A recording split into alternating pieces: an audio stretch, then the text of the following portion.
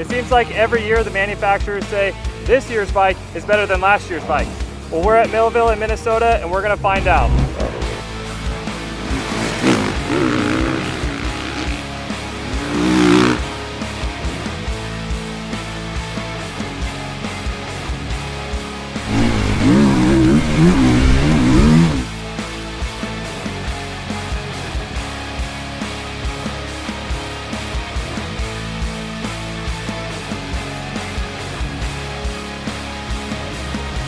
All right, spent all day riding the 2027 CRF450R to find out, is it actually better than the 2026 model? Like I said, every year the manufacturers come out and buy this bike, this bike is better, this bike is better. Is the new bike always better? It's kind of like what I wanted to find out today. But to get to this point, we kind of got to go back in time to the 2025 model. And every 4 years or so, Honda does an all new model update. So you would think 21 was an all-new bike. Before that was 17 to 20. Then you have 21 to 24 was the same gen. Then 25 is a new gen. And you would think that this year would just be like big updates to that model, right? It wouldn't be an all-new bike. It would just be refinements to that bike. To double up on top of this is Honda is winning everything. They've won the past few Supercross championships, the past few outdoor championships, they're winning MXGP. So you wouldn't think that these guys would be like, dude, we have to make an all new bike, right? The bike is obviously pretty solid in the racing team. But I kind of think that the stock Honda 450 isn't the best stock bike. It's like the race team is so good and the modifications that they're making to that bike are so good, but the stock bike needs those improvements to get to that level, if that makes sense. I've been riding a 2025, I've been riding a 2026 for the past few years, the Honda 450, and honestly, like, I'm so stoked on that bike. Like, there's a few things it doesn't do that great, like the suspension is a little bit soft in the front, the motor is a little bit surgy. If you've seen our channel, we did a Honda 450 versus Cowie 450, and I actually picked the Cowie 450 as a better all-around bike. So one thing about these new model intros is the manufacturers aren't always super down to bring last year's bike. Sometimes the new bike gets heavier, sometimes the new bike doesn't do things that are exactly as good as last year's model. And when they bring an old bike and the new bike, you kind of know that they mean business, right? They really did their homework with the 2027 if they brought the 26. I was super excited, like I said, new track here, we're at Spring Creek. This is like a bucket list track, absolutely insane that we get to ride here. And I wanted to get kind of comfortable riding a bike that I already know. And so I jumped on the 26. I did my photos and stuff early morning on this thing, and then I jumped right on the 26. And that's a bike I know, a bike I've been riding, and I'm like, dude, get me off of this thing, because it was so twitchy, and on decel it was so reactive, and I was coming through the sand rollers and I was like honestly scared. I thought I was gonna get thrown over the bars. And that's a bike I ride all the time. Like, I feel so comfortable riding that bike. So then jumping back on the 27, I was like, wow, that actually is a big difference, and pretty crazy to see back to back. I think that's where like the best kind of testing is, where we can go ride the old bike and ride the new bike. I would totally recommend a 2026 model. And then you ride this thing and you're like, oh, okay, maybe they are right. It's time to drop weight and boost performance with featherweight lithium batteries from Firepower. Powered by advanced lithium-ion polymer technology, these batteries deliver increased cranking amps and faster recharge rates when compared to traditional lead-acid batteries. And at 50 to 70% less weight, it's easy to see why professional race teams like Club MX Yamaha trust these batteries in all of their race bikes. An integrated battery management system provides cell balancing and overcharge protection, while a built-in LED state of charge gauge lets you check the battery status in seconds. With 6 to 12 times the life cycle, up to 1 year of shelf life, a 3-year warranty, and the ability to mount it in any position, this battery is built for long-term reliability. More power, less weight, and longer life. The featherweight lithium battery from Firepower is available at firepowerparts.com or at any WPS dealer.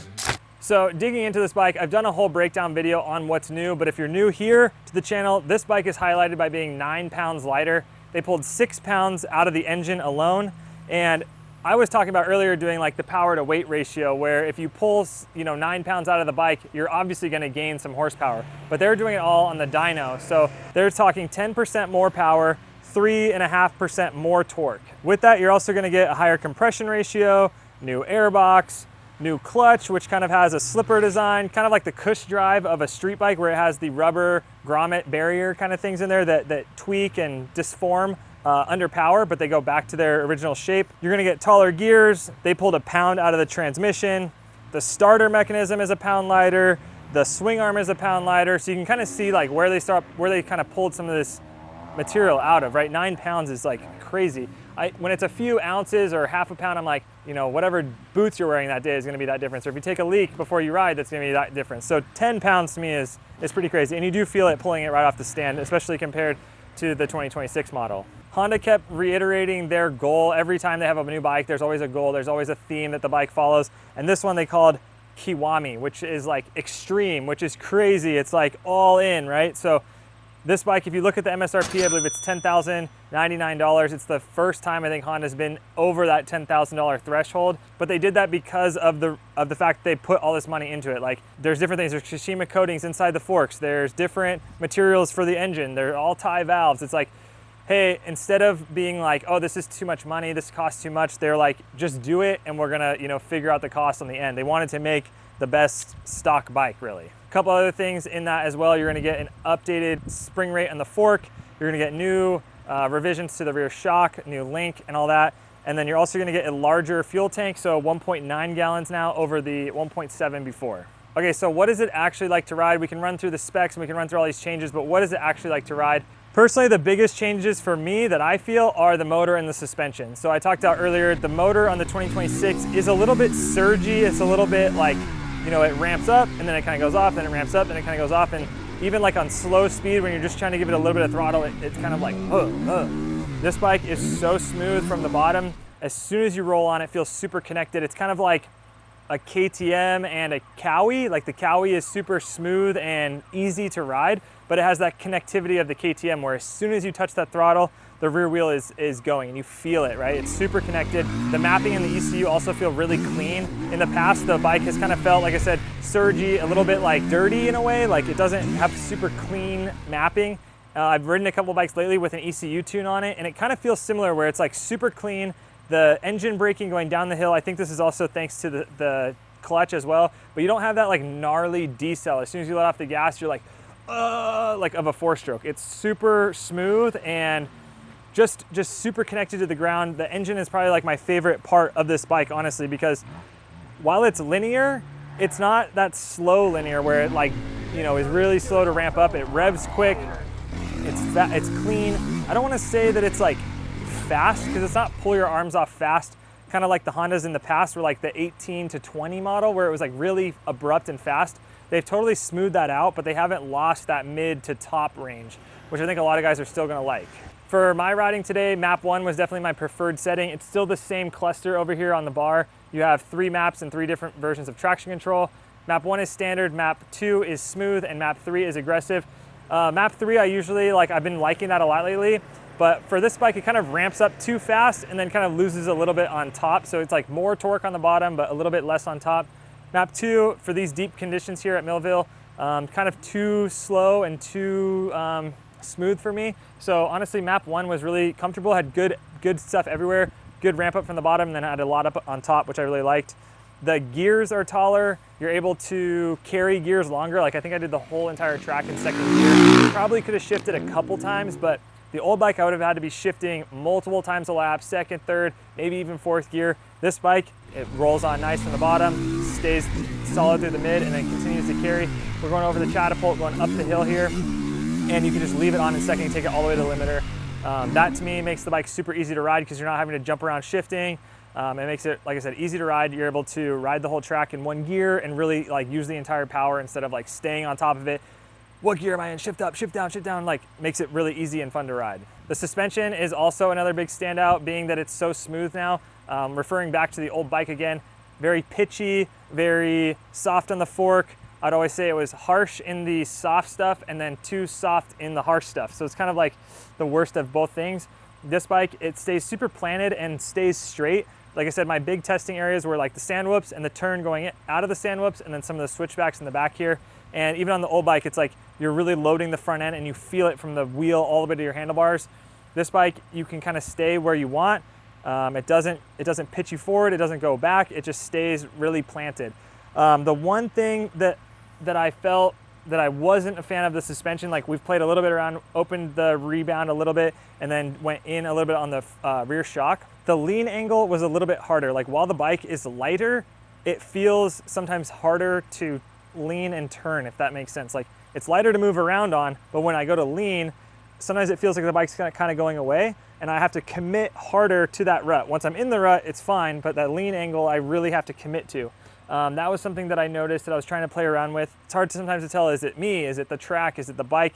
But that was one thing I kept kind of going back to, is like in the back corner, you really have to lay into that corner and put the power down. If you were kind of halfway, it almost doesn't really want it, and it feels like it's sliding. So that was my only complaint on the suspension, but overall the function is like night and day different from the 2026 model.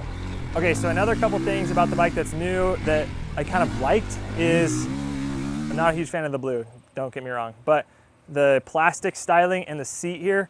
If you guys know me, I'm a big seat bump guy now. And the old bike had a really rounded seat. This thing is back to being square, but it's not like taller and really hard edge. It's still got this kind of soft edges, but it's square. So when I'm off the back of the bike here, it's not like rounded and kind of uncomfortable. It feels like how the bikes used to feel, like with the square seat. I personally like that feel a lot. And then the plastic design, it kind of has this like flare out here, and talking with Jet and Hunter, they kind of like requested that. You see the wings that they run that you can't get. This bike kind of has these little flare outs where you're able to squeeze the bike and get a little bit more traction with your boots rather than squeezing so much like with your knees. For me personally, I'm taller, so my knees don't really hit the seat sometimes, so I'm really having to squeeze with my boots and my lower leg. And I feel like the plastic here did a really good job of like keeping me locked in, especially going down the sand rollers. That was a big help. So to answer the question, is the 2027 CRF450R better than the 2026 model? I gotta say yes. I hate being somebody that's gonna regurgitate, you know, the talking points of the OEMs, but they did a really good job, I'm not gonna lie. The bike is lighter, it's easier to ride, it feels faster, it's quieter, it has way less vibration, and sometimes you just gotta give credit where credit's due. These guys knocked it out of the park. It's always fun to ride a new track and somewhere that's like a bucket list track like Millville. It will be fun to bring this bike back home and kind of see what it's like, if it feels as good as it did here as it does back home. But until then, man, I'm having a blast today and can't thank the Honda guys enough. They did a great job. Bike is fun, easy to ride, and I think a lot of customers are gonna really like it in 2027. All right guys, thanks so much for watching. If you liked the video, please like, follow, and subscribe. Check out the Cycle News magazine, drops every Monday night for free at cyclenews.com. We have racing news, new bike tests like this, and a whole lot more. Hope to see you guys there, and until next time, we'll see you at the races.